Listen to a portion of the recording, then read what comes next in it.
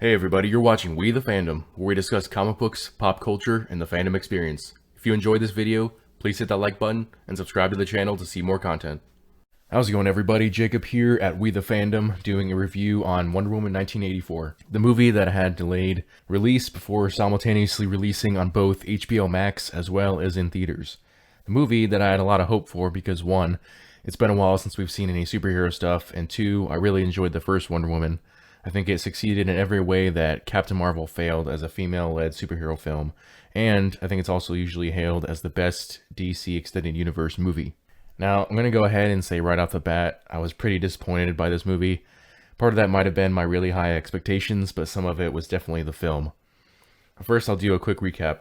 I know I put spoilers in the title, but I'll say spoilers anyways, basically going to summarize the movie. So the focus of the movie is a magical wish stone, which grants you a wish but takes something in return. Wonder Woman wishes to get Steve Trevor back, but he doesn't really come back to life. His spirit basically inhabits the body of some random dude. Cue all the reviewers complaining about non-consensual sex between two fictional characters. Barbara Minerva, played by Kristen Wiig, wishes to be like Wonder Woman, gaining her strength as well as the power of popularity. What they lose in return is Wonder Woman slowly losing her powers throughout the movie, and Barbara losing her humanity, which ultimately leads to her turning into Cheetah at the end of the movie. You also have Maxwell Lord, played by Pedro Pascal, whose powers and backstory are a little bit different from the comics. In the comics, he normally has the ability to telepathically manipulate people, but here he basically asks the Wish Stone to turn him into the Wish Stone, basically giving him the power to grant other people's wishes in the hopes of attaining wealth and greatness by basically granting everyone's wish and then taking something from them. Of course, things go awry. Max Lord's plan eventually leads to just chaos all around the world and possibly nuclear war. Barbara completely gives up her humanity in return for becoming an apex predator, and Diana has to renounce her wish to get her powers back so she can stop the bad guys. Now, while I've seen a lot of reviews complain about the lack of action scenes, my problem isn't that there wasn't enough action, but that the action scenes were shot so poorly. I mean, some of the fights and special effects looked like they might have actually come from the 80s. I was blown away by how bad some of it was. The quality of Cheetah's CGI was luckily hidden from us due to the fact that her final fight with Wonder Woman took place at night.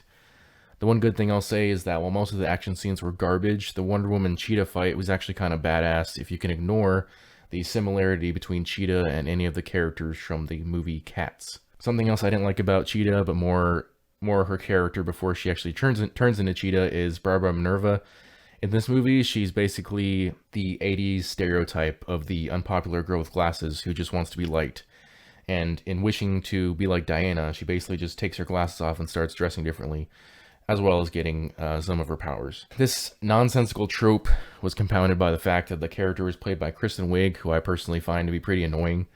I know a lot of people like her, but I'm really not sure why they went with her for this role. Now let's get into some of the plot holes that I saw. The first one would be they have the whole tournament montage at the very beginning, which was cool, and I get kind of why they did it, but it basically goes against the idea in the first movie that Diana's mother, Hippolyta, didn't know that she had been training as a kid. So narratively speaking, I get what they were leading up to with that scene at the very beginning, but it just felt like kind of a slap in the face to a big part of the first movie. 2, how is Trevor able to fly a jet? Basically, towards the beginning of the second act of the movie, Trevor and Diana are trying to escape Washington, D.C. and get to, I think, Cairo or something, and they just hop into a jet. I mean, I get this is a comic movie, so there's supposed to be some suspension of disbelief, but I mean, this guy flew World War I era planes. Then all of a sudden he flips a few switches and it can fly an invisible jet. I mean, that's just silly for a number of reasons, especially the way they portrayed how fast the jet goes in the movie. But I think that's enough negative stuff, so let's get into the bit of the positive. I've only watched it once, so far I've only noticed 4 Easter eggs. One of them is obvious, Wonder Woman flying the invisible jet, though it's a little bit different than how it's used to be portrayed. The second one would be a reference to Bialya when Maxwell Lord was talking to the ruler of Bialya. It sounds like maybe a little reference to what will be coming in the future Black Adam movie, as Bialia has traditionally been at war with Kahndaq, which is Black Adam's nation. Both are fictional countries, by the way, so don't bother trying to look them up on a map.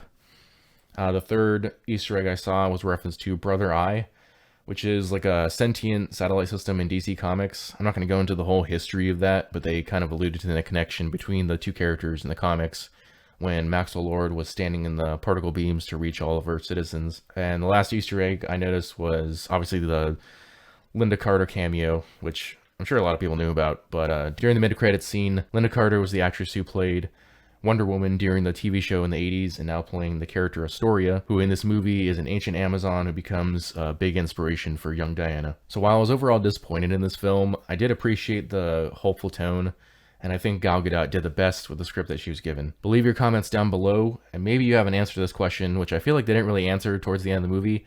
Can Wonder Woman fly? That's all I had for you guys today. If you are new to We the Fandom, please hit that subscribe button. If you enjoyed this video, please smash the like, and I will see you all next time.